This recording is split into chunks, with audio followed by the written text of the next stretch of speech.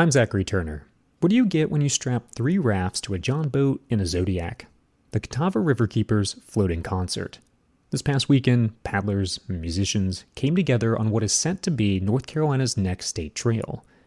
I bring you this report from the banks of the South Fork River in Gaston County.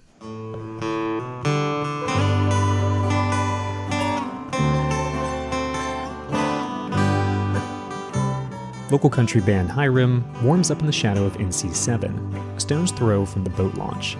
Jacob Clawson plays guitar. I'm glad it stopped raining. Hopefully we'll be able to float down without getting our stuff wet. Yeah. What's a successful show going to look like for you? If we keep this whole thing above water, that's all I'm hoping for. This is their second time playing this venue, that is, the middle of the South Fork River. They were the inaugural floating band 3 years ago.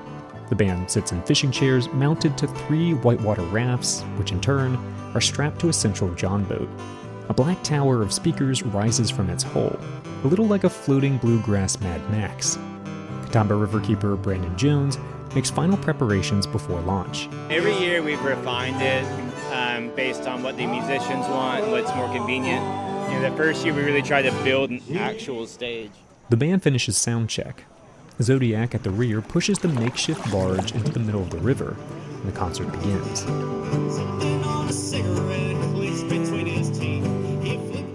I'd say we use this event more for friend-raising than fundraising. That's Catawba Riverkeeper's Jenny Moore. It's really about getting people out on the water to have this incredible experience. This is a good entry level. You don't have to have a certain level experience. Anyone can come out and have a good time on the South Fork. The General Assembly passed a bill, signed by the governor, to recognize the South Fork Passage as a state trail.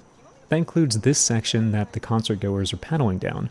The hope is that the additional protections offered by the state trail designation will improve water quality in the South Fork and downstream. There's another bill aimed at cleaning up not just the South Fork, but all rivers across the state. Here's the nonprofit's policy director, Ryan Carter, discussing that legislation. This bill is all about parking lot reform, and parking lots lead to runoff, and runoff is the number one source of pollution in our state, not just our basin. The bill would eliminate mandatory parking lot minimums to reduce the amount of impermeable surfaces in towns and cities.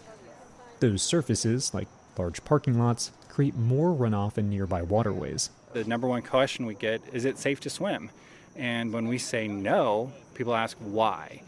Well, that's the big why, is because of sedimentation, of pollution, because of runoff.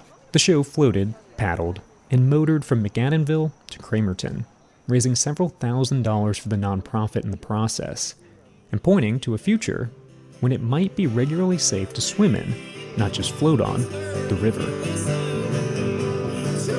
Zachary Turner, WFAE News.